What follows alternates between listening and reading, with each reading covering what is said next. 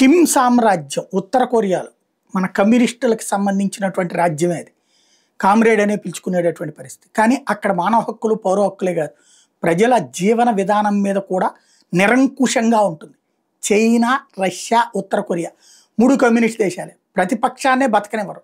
Plus సాధారణ ప్రజల మీద పెత్తనం చేస్తారు. మళ్ళీ ప్రజాస్వామ్యం గురించి ఇక్కడికి వచ్చి పోచుకోలు కబుర్లు చెప్తూ ఉంటారు. తాజాగా మన ఫోన్లో ఏదైనా మన వ్యక్తిగతం, సోషల్ మీడియా మొదలు అంతర్జాతీయ వెబ్సైట్ దాకా అందులో ఏం చూసేది మన ఇష్టం. కానీ ఉత్తర కొరియాలో మాత్రం ఫోన్ అంటే ఓ నిఘా సాధనం.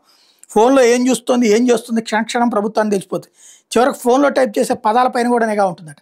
ఆ పదాలు ఆటోమేటిక్గా వేరే పదాల కింద మారిపోతాయట. ఉత్తర కొరియా నుంచి బయటికి స్మగ్లింగ్ చేసిన ఒక స్మార్ట్ ఫోన్ను క్షుణ్ణంగా పరిశీలించి బీబీసీ వివరాలతో కథనం ప్రచురించి, ఉత్తర కొరియాలో స్మార్ట్ ఫోన్లని ప్రత్యేకంగా ప్రోగ్రామింగ్ చేసి ఉంటాయి.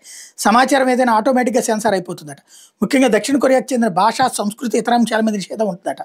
ఉదాహరణకు ఫోన్లో దక్షిణ కొరియా అని టైప్ చేస్తే దానంతా అదే పప్పెట్ స్టేట్, తోలుబొమ్మ దేశం అని మారిపోతుందట. అమెరికా చెప్పినట్టు అలాంటి పప్పెట్ స్టేట్ దక్షిణ కొరియాను ఉత్తర కొరియా నియంతృత్వ పాలకుడు కిమ్ జోంగ్ ఉన్ తరచూ విమర్శిస్తుంటారు. దక్షిణ కొరియాలో మగ స్నేహితులను పిలిచే ఒప్ప అనే పదం టైప్ చేస్తే కామ్రేడ్గా మారిపోతుందట. తోటి వారిని పిలిచేందుకు కేవలం ఈ పదం మాత్రమే వాడాలనే హెచ్చరిక కూడా కనిపిస్తుందట. అంతేకాదు ప్రతి 5 నిమిషాలకు ఒకసారి ఫోన్ దానంతటదే స్క్రీన్ షాట్ తీసుకుని రహస్య ఫోల్డర్లో సేవ్ చేస్తుందట. ఫోన్ వాడేవారు వాటిని చూడలేరట. కేవలం ప్రభుత్వ అధికారులకు మాత్రం యాక్సెస్ ఉంటుందట. ఉత్తర కొరియా ఫోన్లతో పాటు రేడియోలు, టీవీలు కూడా కేవలం ప్రభుత్వం అనుమతించిన కంటెంట్ మాత్రమే అందేలా ప్రోగ్రామింగ్ చేసి ఉంటాయట. ఫోన్లలో పరికరాలు మార్చడానికి వీలు లేకుండా సీల్ చేస్తారట. దీన్ని మార్చడానికి కానీ విదేశాల కంటెంట్ చూడడానికి కానీ ప్రయత్నిస్తే తీవ్రమైన నేరంగా పరిగణిస్తారట.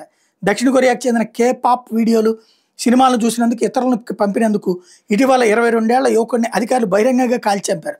ఈ నియంత్రణతో ఉత్తర కొరియా ప్రజలకు బయట ప్రపంచంలో ఏం జరుగుతుందో, పరిస్థితులు ఎట్లా ఉన్నాయో తెలిసే అవకాశమే లేని విధంగా నియంతృత్వ పాలన నడుపుతున్నారు.